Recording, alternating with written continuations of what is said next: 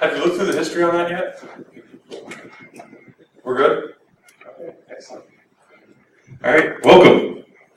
You're at the Hackerspace panel, which, as you can see, for those of you who arrived early, will be entertaining, if nothing else. I can't guarantee informative.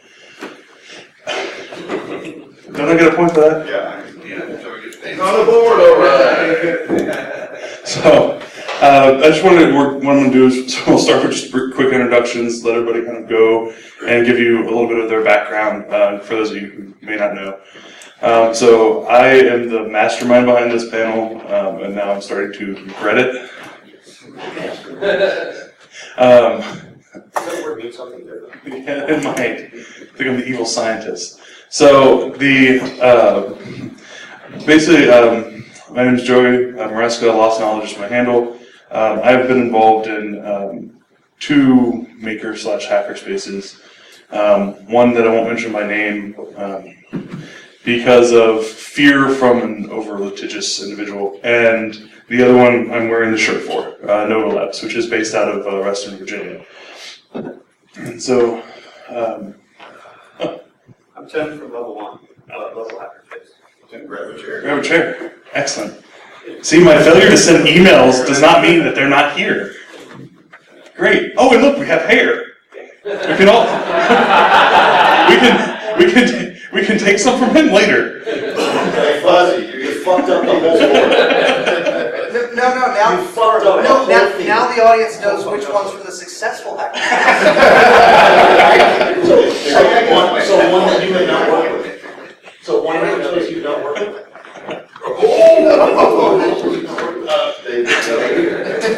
You're all dead. Okay, so I will pass the mic down. Everybody can do their introductions. Hello, I'm Dave Marcus. I'm with Nick Farr, one of the founders of Unallocated Space. I was also the second president of Unallocated Space. Unallocated was different because we had a very odd financial model. The original inception was only the founders would pay the bills, and then basically everybody else could be there just to come and hack and throw in donations and stuff like that. So it had a very different financial model, and it led to some very interesting discussions and its own unique set of problems. It was a good hackerspace. It's celebrating its 3rd year, so it's actually still in existence. Much to, I think, the founders' surprises, it's still in existence. It was a good place. It's good hacking going on.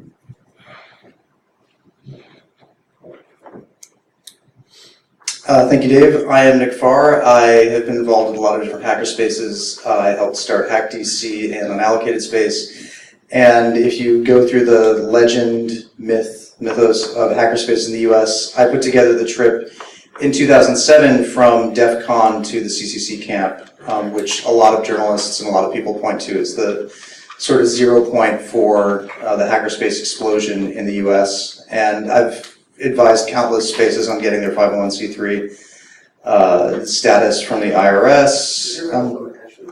Yes. Unallocated space is the only one that I haven't worked with yet, but that's another complicated problem with the exempt organizations office in the IRS. I also do a lot of hackerspace panels, not any of which have been trolled nearly this much, even though we've sat on stage together at DEF CON and other conferences. I give you that nice cold lead-in. Hi, I'm Skydo. I started the Hacker Consortium in Nashville, Tennessee with another gentleman, Seablind. He's not here. He has a life, so that's why he's not attending another hacker conference. So, the Hacker Consortium started somewhere between 6 and 7 years ago, depending on who paid attention when we signed everything. But we were one early on the scene, definitely, and we had a little bit of a different model. Ours was just don't pay much of anything, and we hope we can pay the bills. So I found that was that didn't work as well as That turned out to be our model. Is that what that is? Yeah. So it was definitely an interesting ride. We'd done a lot of fun stuff. It actually sort of, for a period of time, was sort of the launching point for Skydo.con, and there's another conference in Nashville, won't be named, but we used it to work on stuff there and get ready for the conference. And he's down, ladies and gentlemen, 2 points. All right.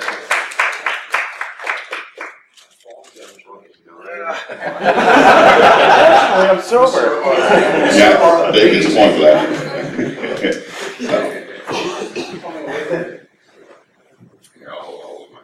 Hey, watch my cable. Farr. My name is Tim Miller. I'm from Level 1, which is Louisville's hackerspace. We've been around for a little over 3 years now. My main role there is probably making sure that bills are paid as treasurer, but largely we based our model on making sure we had enough money to pay the bills all the time. Oh, it came out of thin air. It happens sometimes, but Also, what you guys pay for that hangar that you guys have? yeah, we pay about $550 a month for our entire building. So after we're done with this, we're gonna take enough time to take the shit out. No offense. Is that the interactive portion? Yeah. Audience gets a point. We're going outside, we're gonna watch you keep that. Joey. Carrie's return.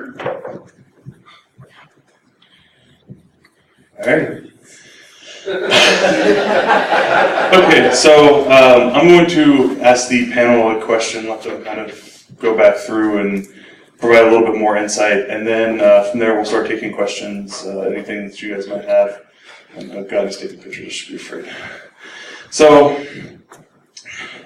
question for the panel, I guess, is based on the models that you based each of your spaces off of, what do you think the successes and failures of each of those models was? Dude, we only got like 40 models. Well, give one. Don't give Nick the model. Just pass it over there. Nick is part of the failure model in any hackerspace that's had an issue, actually. So. We have a round of applause for Nick Farr. If you've ever been to a fucked up hackerspace, this man's responsible for it.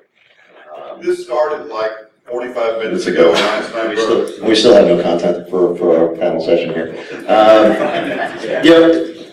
I think the one thing I really learned through Unallocated Space was if you're going to found a hackerspace, you're not going to lack for hackers. You're not going to lack for people who will donate stuff to you. You won't lack for technology. You won't lack for any of that stuff. What you need to think through your model at the beginning and how you're going to be consistent.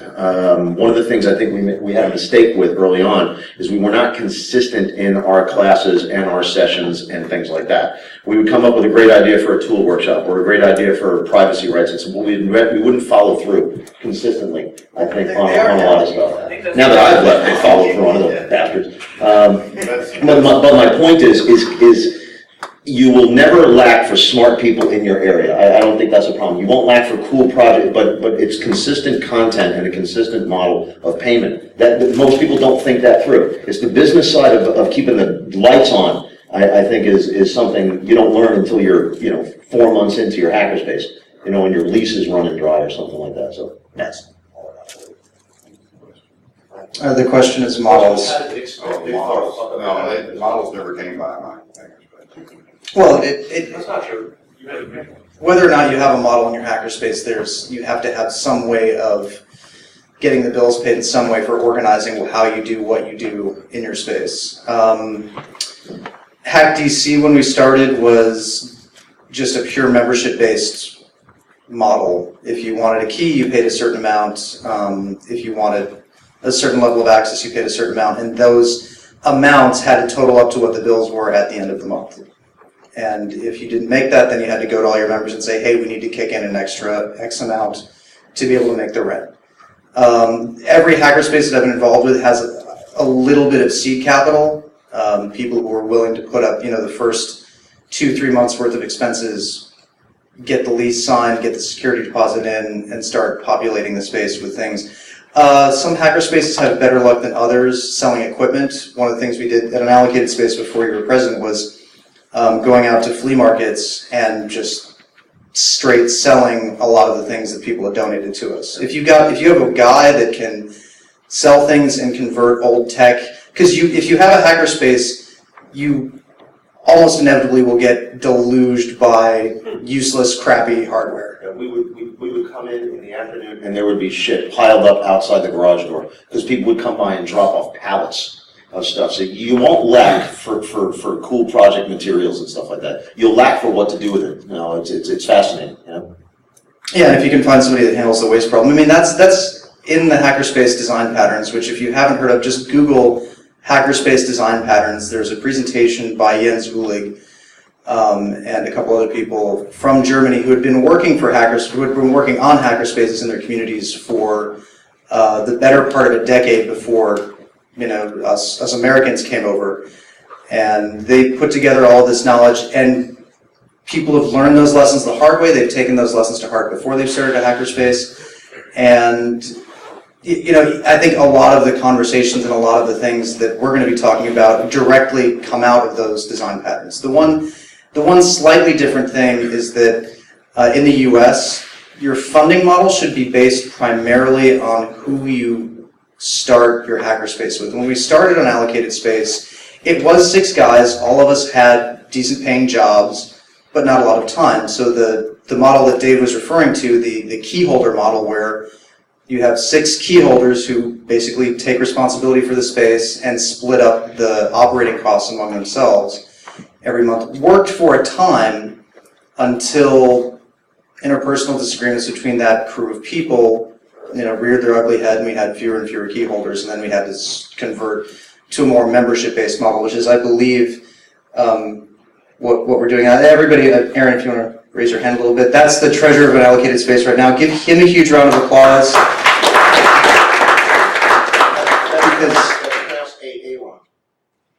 That's Aaron. Don't give him a point for that. Does no one No, but- get that key and field joke? Does no one here get that joke? Thank you. So give me a point. So now you're the 2 people in the room that watch this show that's on TV, which is this thing that happened. Huh? Oh.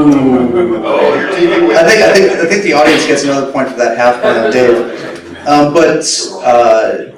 But to get back to what I was talking about, the thing that I've learned, a uniquely American lesson from hackerspaces, is figure out who you're going to start your hackerspace with. Sorry, I'm just so exasperated. I had some people flake on me. What? He was throwing a tantrum. He was throwing a tantrum back there? Sorry.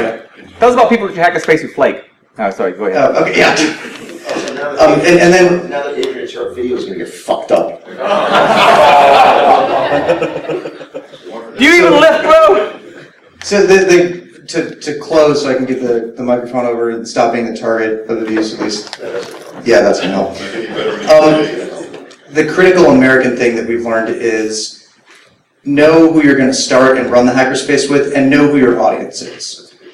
The only other thing I'd have to say is hackerspace, makerspace, the terminology, whatever it is, unless it helps clarify to the community what you're doing inside your own hackerspace, the terminology is irrelevant. If you and a bunch of hackers are in a space sharing resources, hacking on cool stuff, it's a hackerspace, it's a makerspace, it's a whatever. It's awesome, or at least it should be.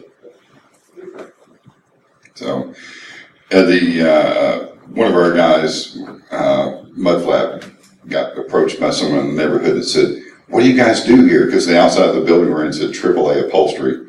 But no one had been in the building like 4 years when we got there. And he's, so what do you guys do? And he looked at him for a second. He said, "Mental Works."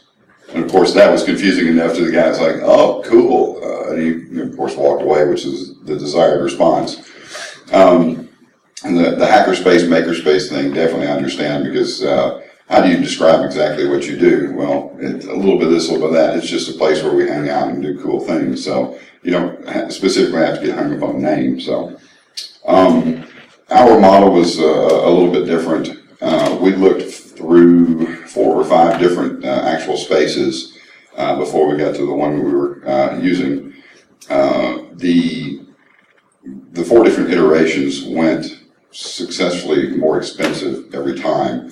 The last one that I was looking at signing a lease on was $92,000 over 3 years.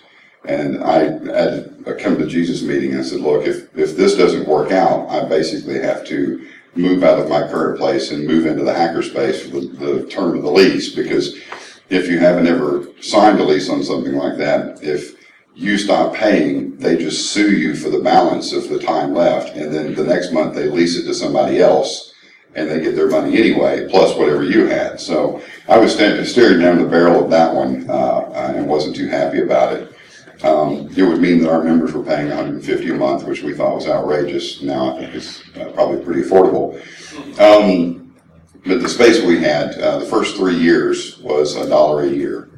And the problem with that is we took a major shithole and had to convert it into a minor shithole to be able to work in there. We spent about 3 years completely rehabbing the entire place. So our model was, it was like $45, $50 a month, which was incredibly inexpensive. And during the summer months where it was nice and warm, we had a 5-ton moving cool that kept the place cool, but it drove the electricity costs up. So we pretty much just, during the summer months we throw a couple $100 extra in, and winter months we'd make that back and balance out for the year. So ours wasn't as expensive as a lot of other spaces were, but we had a lot of the same problems. I think the big joke was, wouldn't it be cool if? That was the thing, the bane of my existence. Dude, wouldn't it be cool if we built a moat around the building? And you would have to look at someone and go, we're going to build a moat around the building. Really, anything that we modify the building, we're not painting it. No, we're not knocking down a wall and putting in a shooting range. Wouldn't it be cool? Yeah, it'd be cool if it was your dime that was doing that. So. Two critical things that brings to mind. First of which, buy kilowatts. Because you are going to have an argument over what's eating up the power of the space. Just buy a bunch of kilowatts and plug everything that pulls more than 2 amps into one of those things so that you know where your power is coming from. Second thing is, when those brilliant ideas happen and somebody's been drinking, lock the tools. Because I could easily see there's one person at an allocated space who, if we had said, we should build a moat around the space, would have started digging and been digging for like 6 hours.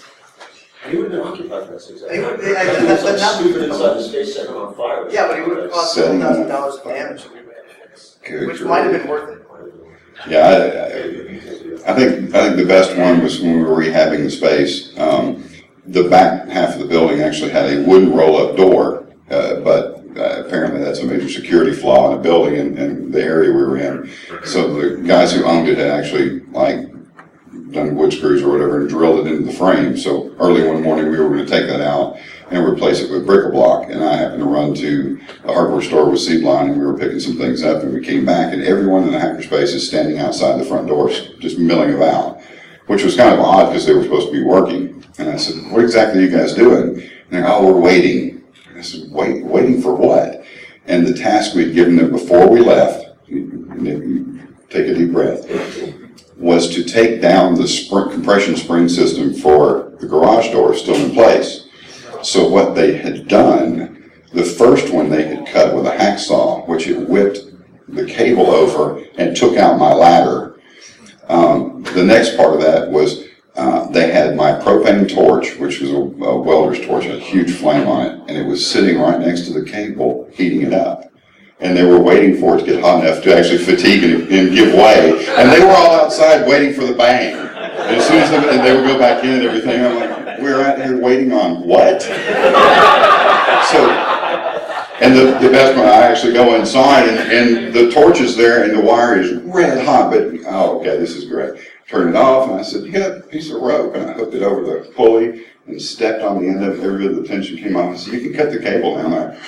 We never thought of that. Yeah, okay. Good stuff. Sometimes good solutions don't happen.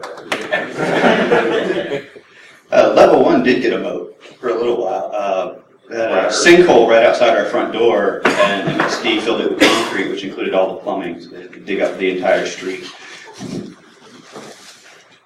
Nice. Good stuff. Moats didn't work out. Don't do that. So what's the current model? Current model is the membership driven. You member get a key, so you, $50 a month, which we can do because of our rent, which is nothing. Apparently. I'd say our main problem is we started with the illusion that you could have a topless model organization, and it doesn't work. Yeah, where nobody is actually in charge. Why the hell are we in Europe? Because 12 blocks away. There are people sitting on the couch right now who don't plug in. Are they models? No, they're Not topless.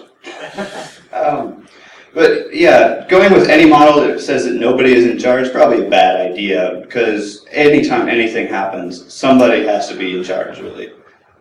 If there's not, chaos ensues. People just will naturally just decide to cut down the garage door without thinking of, hey, we should put something in there first. But, Curtis, do you have a question? Yeah, I came in a little late. I assume you guys are operating as 501Cs, is that correct? C3s, yeah. 501C3s. Have any of you all paired up with other 501C3s to try and share space? Because I know one of the things Mozilla does is if we have a space in the city, we open it up as a hackerspace. It's like in Boston, we have a space, in Portland, there's one in San Francisco, one in Mountain View. Obviously, we don't have a whole lot of middle US, but I know that there are hacker consortiums that have gotten together with other not-for-profits that are like, hey, you guys could build really cool stuff that benefits us, so we're going to give you some space that you can use at least part of the time. I got one. There's several like artist collectives and semi-hacker spaces in Louisville, Brick House, Mammoth, but they're different. There are different goals in mind. Sometimes we align and we work together or have the same goal, but for the most part, we want different things out of the community, and that's generally where the breakdown comes. Like an artist collective, they're more open to having people living there for small periods of time or long periods of time, whereas a hackspace, you don't want that. You don't want somebody living there. Because it breaks down really quickly on where the line is drawn. I can't remember which model. 501c3 is charitable nonprofit, right? Yeah. I can't remember. I don't think we went that direction. Geez, it's been so long ago and I'm still sleepy. One of the problems that we had with that was anything that you acquire during that time, whenever, if you ever have to break apart the hackerspace, you have to give all the assets and things that have been given to you or whatever to other charitable nonprofits. And it was like, who are we giving for, HP plotters to? I mean, all the stuff that we'd obtained like that. So we were concerned about if we had to ever shut that down, the things that we had acquired, which actually never turned out to be anything. But, anything we acquired, who do you give some of this stuff to? Like, hey, it's the Boy Scout troop, here's a laser cutter and have fun with that. So. Yeah. Well, and this is the accounting part of me, the assets, the net assets at the end of operations need to be donated to another charitable nonprofit. So you can sell everything to yourselves. It's moderate self-dealing, but if you offer the liquidation publicly of all of the assets, all you have to do is say, our hackerspace is shutting down, put an ad in the paper saying, we're selling everything, everything must go. Yeah. And if you guys are the only people around there to buy the things at the end, then, yeah, if you want them, otherwise, and that's another thing is all of this e-waste, sometimes because of the hazardous materials involved, has a negative value. That they're not actually assets, they're liabilities. Anybody who's got old monitors, things like that, none of those are ever assets, they're all liabilities. If you're going to book them, yeah, exactly. If you're going to book them, you have to book them as a liability because it costs you a certain amount to dispose of them properly. Actually, the best way we found to dispose of anything was to put it on the front steps and leave it. The worst one, 700 years later. Oh, no, as in you would come back later that evening and completely gone. No, we never had that issue. If we left something outside the space and unallocated, we'd come back, there'd be more shit on top. Is that what? Printer on top or something. It's a point for that. Yeah, you get a point for that. So the opposite. Ours, the worst one was we had a bunch of tube TVs. When we first started out, we used as security monitors. We had like cameras on the outside of the building. So we pulled them out, and we cleaned them up. They're really nice, functional TV sets. And I came back the next day, and was sitting there, and I thought, it's a huge Sony. And somebody cut the power cord off of it and completely rendered it useless. And I'm like, what douchebag cuts the cord off of a TV so it gets out there for a while? Any other questions? So I think, Joey, we're going to just kick this out to questions for the second half, right? So if you have any questions. Yeah. So the 501c3 thing, talk about, so my hackerspace is kind of always questioning whether to make that legal or not. And you have half the members for not wanting to deal with it, and the other half the members like, yeah, let's do it because we get all this crap. So my job as treasurer as well is, Sucker. yeah, I know. Yeah, you Give that guy a round of applause. So you mentioned liability, like, that's something I never even thought about, because I'm kind of against it, because I don't want to do paperwork. That's a really good reason not to do that. I hate having to deal with paperwork. Right. But there's some reason to that. Paperwork's easy once you get it. Well, here's the other problem. The other thing, people resist the 501c3 status, or 501c, it could be a C4 or C7, depending on how you're organized, but they resist that because there's so much paperwork involved initially. But once you do it once, your paperwork burden goes down to essentially zero. And NYC Resistor in New York found this out the hard way. I gave a presentation to them and I said, the 501c3s, you have to have a charitable aim. You have to say, we're here to serve the community. We're not just here to have a space and serve ourselves. There's other 501s you can organize. But yeah, the paperwork burden is really hard initially.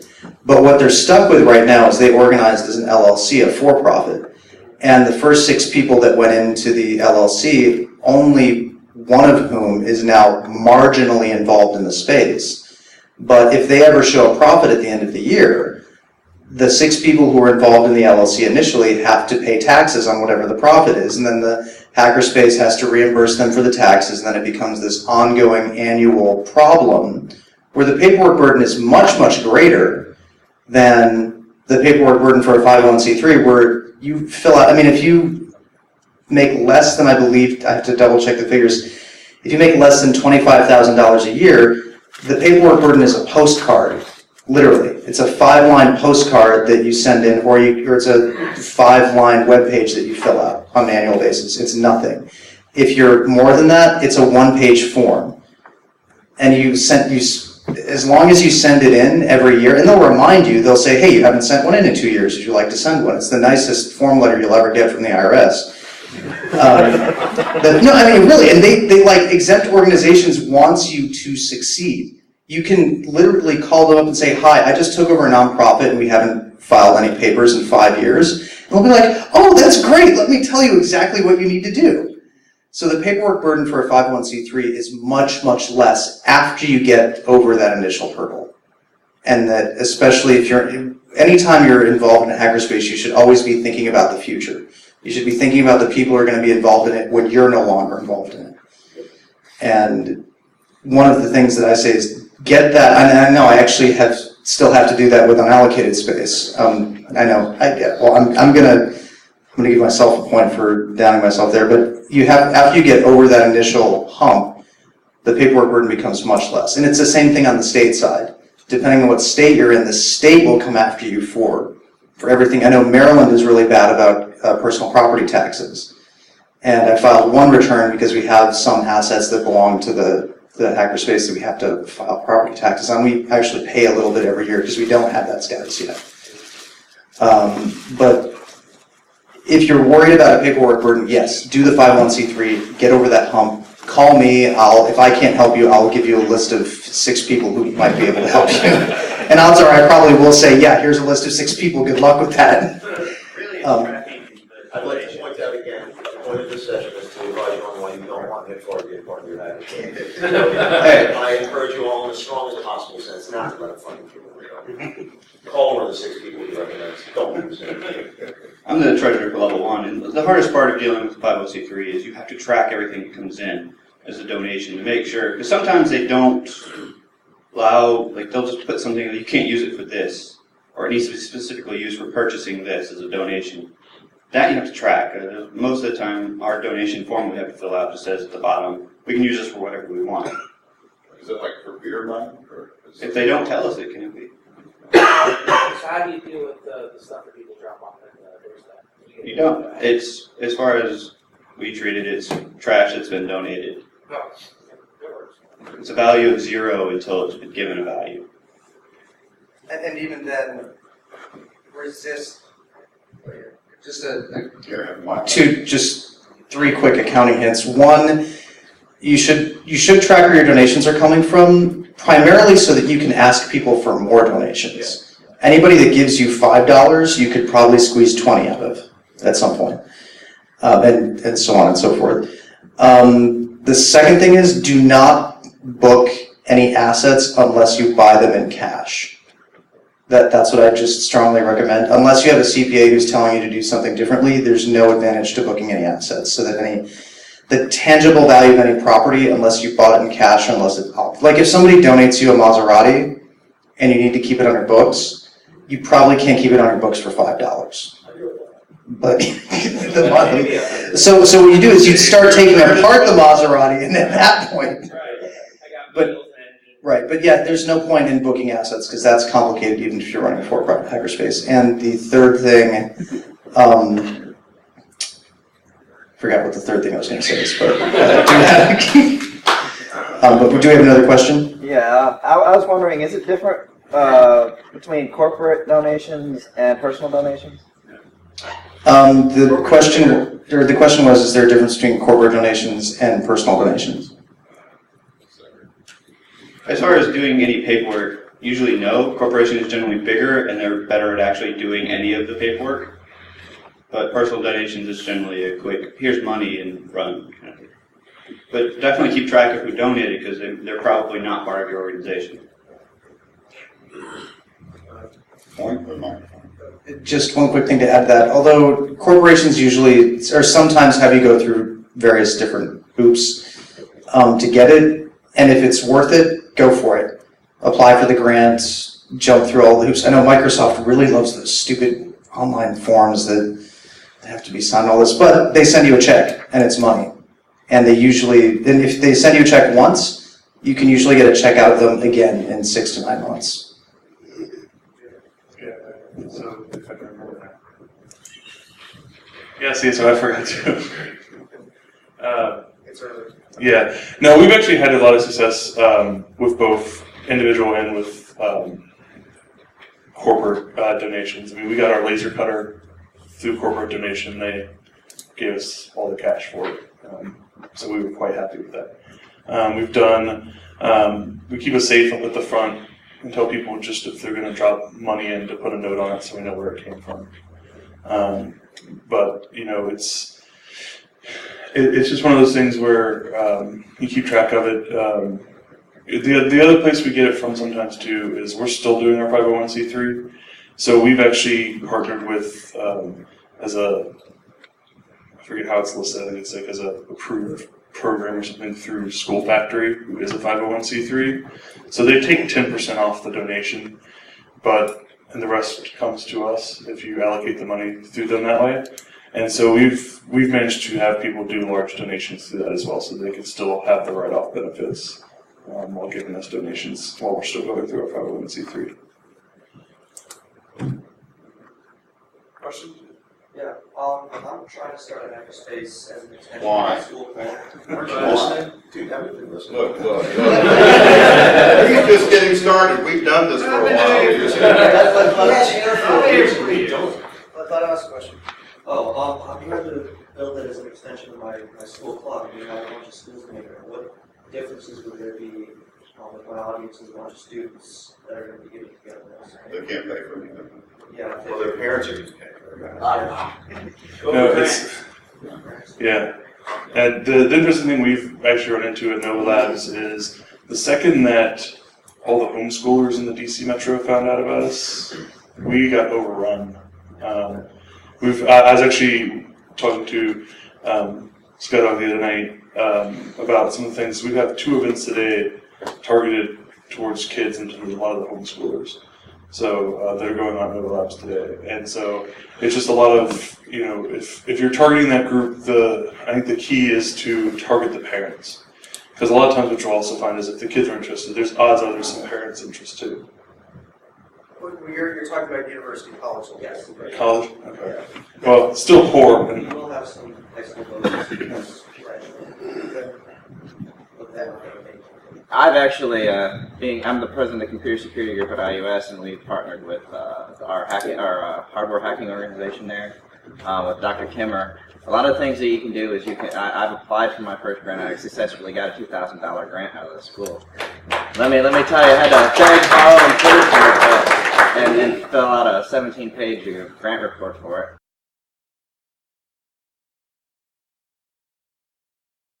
I mean, the advice that I used to give when I started out with this was, you know, go out on your own, find people in your community, rent your own space, blah, blah, blah, blah, which was actually completely incorrect. The advice that I would strongly give to you is find a way to build a space inside your college or university that is student run. You know, just like the model would be the campus radio station, which is, you know, a couple of rooms in a studio that the students have run for time immemorial.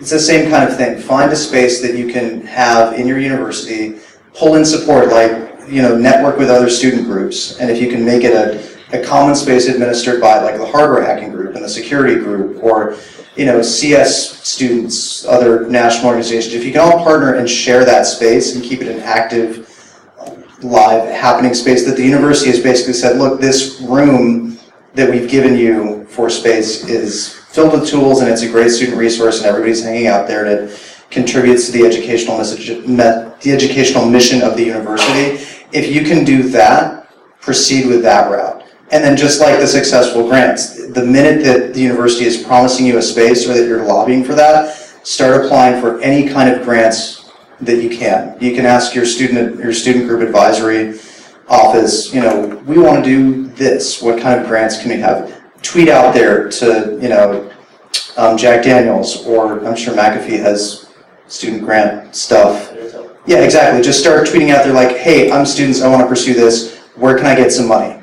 Because people love giving students at universities money. You guys are not hurting for that at all, and that's the route that I definitely recommend. And it's going to be a lot easier because when you graduate, you give it off to somebody else, but then you already have that built-in network of people that you've hacked on stuff with that might be outside your discipline or major that you might never have a class with, but then those are contacts that you have so that when you do go out and start looking for jobs and internships, you have that built-in network, which is invaluable. You don't go to college for, which is another side thing, you don't go to college university to learn stuff or go to classes. You go to college university to meet your peers, to meet other people, to figure out who the smart kids are and where they're going, and figure out where you want to go with your life. And those friends that you make in college are going to be with you for the rest of your life. So get, like, anybody that you think in your class at one point said something that you admired, get them on LinkedIn, get them on Facebook, try to get to know them, because they will get you a job or you'll get them a job someday. Yeah, so I've been involved in 2 hackerspaces and I'm in the process of trying to start up another one. Why? Because the first 2 up. I've moved is what happened. So I moved and fled. Well, yeah, fled. Can we let anybody in the audience finish one fucking question? So, both spaces that I was involved in operated under completely different models. So the first one operated under the benevolent dictator model, right? Very strong personality, kind of ran the space, people kind of followed along.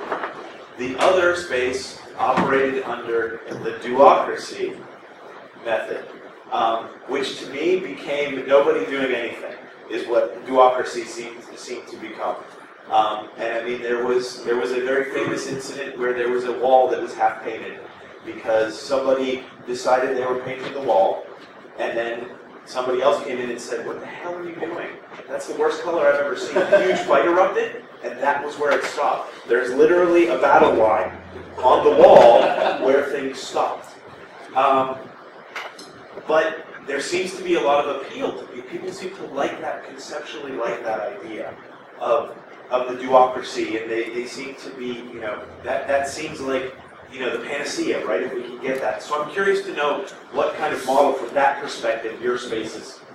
The problem with the 2 different models is I did the benevolent dictator, but that also meant that if something went south, I got to be the one to talk to the cops. Right. The other side of that coin is what color to paint the bike shed. That's the exact problem you run up to, is people will fight over what color to paint that wall. It doesn't matter whether it's structurally sound enough to hold something up or it could be used for a particular project, but they will fight to the nth degree over the color of that wall because that's something they can safely fight over and go toe-to-toe on. So Yeah, I don't know which one works best. The solution to that is to just never ask anybody. It never works. Do it as quickly as possible. We had, the first space that I was involved in definitely fell under the benevolent dictator model, and I think benevolent would be a generous way of referring to the individual. It didn't work. It doesn't work long term. Yeah, it can't. Eventually, in the end, I think what we found when we started Nova Labs is we wanted a place that was community driven, where we did stuff for the people who were there to be part of the space, the ones who eventually became our membership. And so in doing so, we targeted, what equipment, what tools do we know that the people that we want in our space want to use. And so we started with that, and from that we grew into having moments where people would come and they just come and do things. The biggest thing we just tell people is don't start tearing down walls and doing anything destructive. But I mean, people come and work on projects, and we've done a couple of different times we've had to do build outs and expansions, and we've had people show up in droves to come and help. To the point sometimes we've had to tell people, well, we have too many people, we can't manage this many people to do that. But the other side,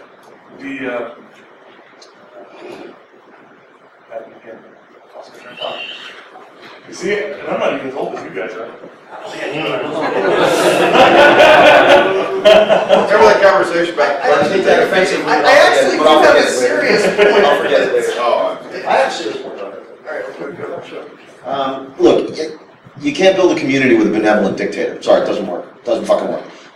It may work short term to just execute certain things and get 5 or 6 things done, right? The benevolent dictator comes in and says, we need to establish this, you do this test, you do this test, you do this test, you do this test. So operationally, it can be helpful for a short period of time. Until the benevolent dictator is no longer a benevolent dictator, it turns into this hackerspace is going to be my way.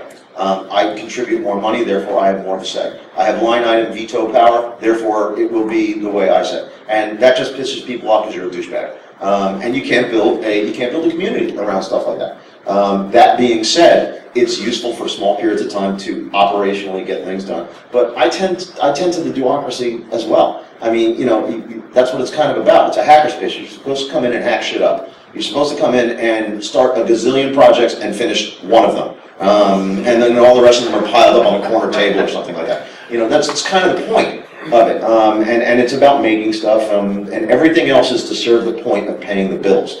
It's not, the point isn't to pay the bills. That's a sideline if you have a good community that is coming in and hacking stuff and sees value out of their fellow hackers. They'll throw down $20, they'll throw down $50. But I think commitment's a strong part of it.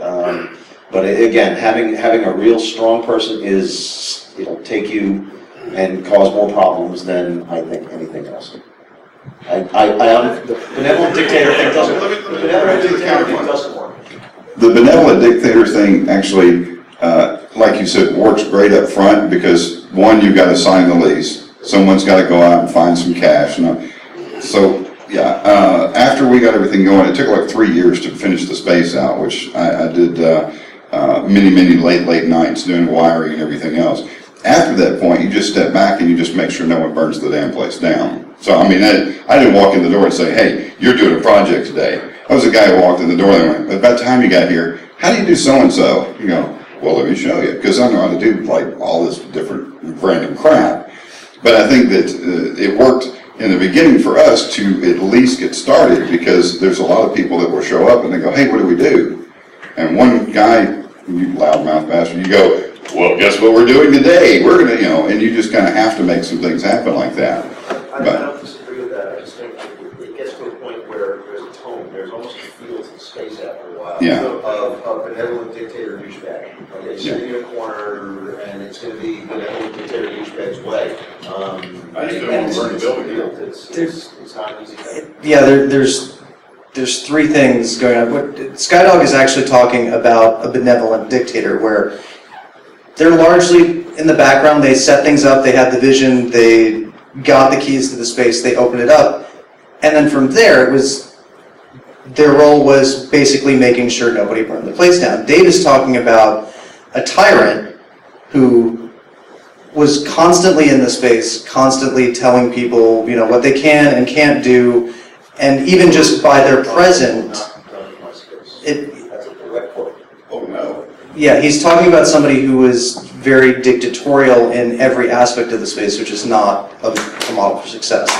Think about what it takes to make me annoyed at someone else's personality. Think about what that takes from me. For someone to actually be able to tell me what I can do, and think about that for a minute. Someone who actually has... All you have to do is sit to his left on a panel.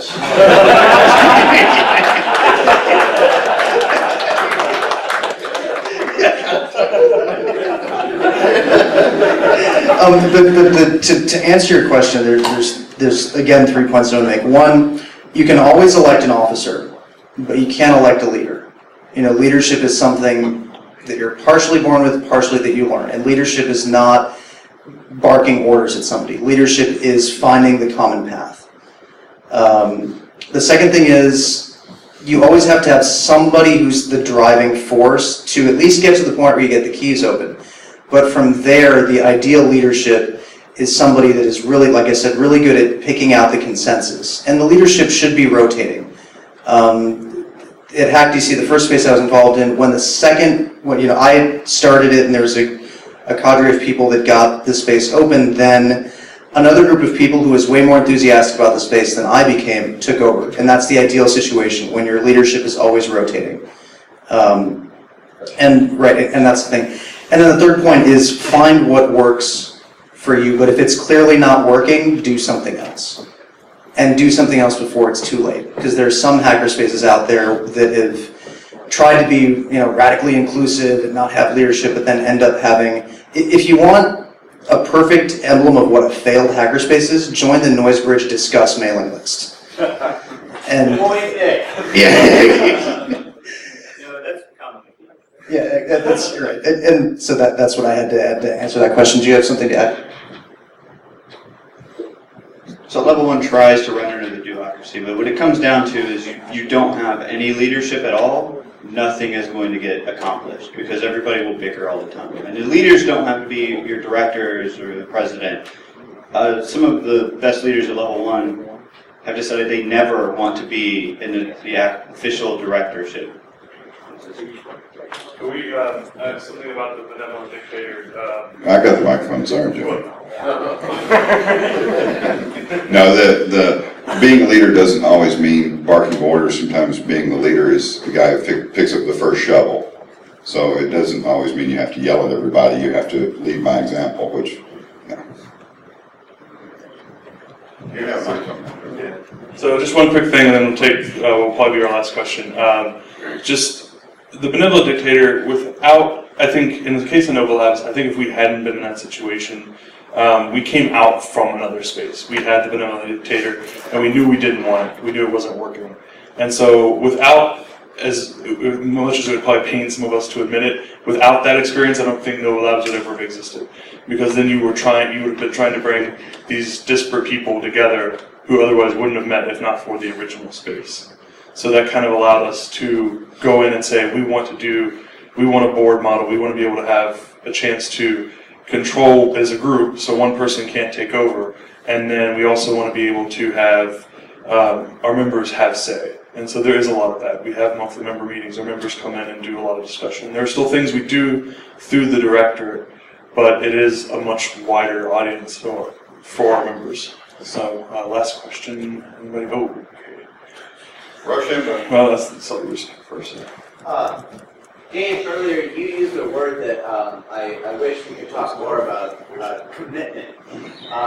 Because personally speaking, I am a member at Arch Reactor Hackerspace in St. Louis. And what that means is I paid my dues once, I got a key, and I'm done.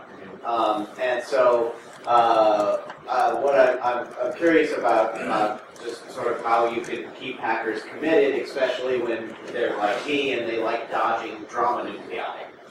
That's a great point. I think probably my greatest failing during my time at Unallocated was a lack of consistency, both as a regular member and then as president, because I was in a different role and I traveled a lot and I couldn't be there for the amount of time that I really needed to be there. I think we also didn't have a really well-developed schedule of consistent activities, like a dedicated hardware night. dedicated FPGA night, dedicated lockpicking night. When we ran them, they were successful and we would get new people in the door, but then the next month would come around and I or somebody else would have to travel and it would fall off the schedule and stuff like that. So I think it comes down to a well thought out schedule of content that is predictable. And that doesn't mean that's the only thing that your space does, but you know that every Wednesday night is your tool meeting, or every other Wednesday night is FPGA night, or it's Arduino night, or something like that. So you have consistent things that are bringing people in the door with consistent content, and then cool projects spin up off of that. And hopefully that keeps the drama down, but I mean, drama and hackerspaces go hand in hand. Just because smart people argue over things. You know, we're all smart. I'm smarter than you, I will argue it. My solution is correct, your solution sucks, and therefore you should do my solution. There's always going to be a part of that, but if you focus on the building of the community aspect of it and focus on consistency and commitment, I think you minimize some of the other stuff, and my own failing was not having done that successfully. If you're not hacking on stuff at least 90% of the time, then you're doing it wrong. And hacking on stuff can mean something as simple as, oh, there's some new crap that came in. I don't know what this is. I'm going to take it apart. I'm going to see if I can figure out what it is. It doesn't matter if you never figure out what it is. But if you're actually hacking on code or hacking on equipment or doing something like that, it's a hacker space. It's not even project-based. That's ideal when you have something and you have an outcome. But as long as you're using the tools that are there, and then you're doing something. And then there's that middle space where you're playing like Minecraft or Halo or something like that. And that's not what a hackerspace is for. You can do that at home. Yeah. And then I think we got some more questions. So the biggest problem that I had in our space was we got a space put together, and then I went, okay, let's do something. And everyone went, what are we going to do? And we all stared at each other. So I expected people, once we got a space put together, that everyone would go, oh, this is great, let's build something. And what I found is everybody went, hey, let's get back and play Minecraft for a while. It was like they got to play around, relax, which is a great thing to have that space for. But I looked at it as, we've got an opportunity to build something really cool, let's go for it. And there's one thing you can go up. Exactly. Look at the label on the back of the shirt, right? Learn, teach, party. At the very beginning, the first 2 months of Unallocated, it was all party. All right, it was like a fucking frat house. The amount of Jaeger we would go through, and the amount of booze we would go through on a daily basis, I thought we were going to die. And because it was all party at the beginning, it was not hack. We would do little projects along the way, but it was much more of a party space at the very beginning. And I think that kind of set the tone for a little while. We were more focused on the party aspect than the let's hack cool shit up. Two of the projects that I remember the most fondest are when Hunter brought in these whole point of sale things from McDonald's, and it was all about credit card swiping things. And we wanted to just figure out how they talk to each other and stuff like that. We didn't end up doing anything with it. As a matter of fact, I think we ended up disassembling everything and stapling them all to the fucking wall or something like that. After we got done pulling them apart and looking at all the chip stuff, we ended up stapling them to the wall or something. But it was a neat experience. We hacked that up. The other thing that I remembered fondly was our let's break the speed of sound barrier with a Nerf gun. And we were actually able to break the speed of sound twice, and we got it on record with an actual modified Nerf gun. We actually were able to break the sound barrier. It was the coolest thing we ever did. And once we broke the sound, it was done. We broke the sound barrier once. We don't have to do it again. But it was a great project, and those are probably two of the fondest stuff I recall. It's about consistency. If you're not hacking, you're doing it wrong. I just want to say that because I met Joey through the ashes of the other space he's talking about, and he's being very polite. It was not a benevolent dictator. It was Mad King George. Mad King George. You had no idea what was going on because they built it up. If I have this space, everybody will come here and do something great. And then there were no rules. You had people working on equipment while they were under the influence of alcohol. Yep. You had people partying, and then this guy's like, oh, we need to get an intern. We have a college intern. It's like, for what? To sit in a room that's just pretty much a room. So he's right. The best thing is that it actually put the right people together to form what is Nova Labs, which is it's a really good place to be. I think that particular situation actually comes very close to Noisebridge for aggregate fucked upness. If you've read the threads, yeah, the only problem is we can't tell the story because the guy will sue us all. That is correct. But that's the important point to carry away from that is there is benevolent dictator, which is very rare. Very rare. I can't do benevolent dictator. I end up becoming a tyrant. And then there's Mad King George. And and that's the thing. Most of the people who have that like tremendous vision and are incredibly charismatic, and everybody follows them and goes into building a space with that person. 99 times out of 100 turns into Mad King George, and you got to watch out for that.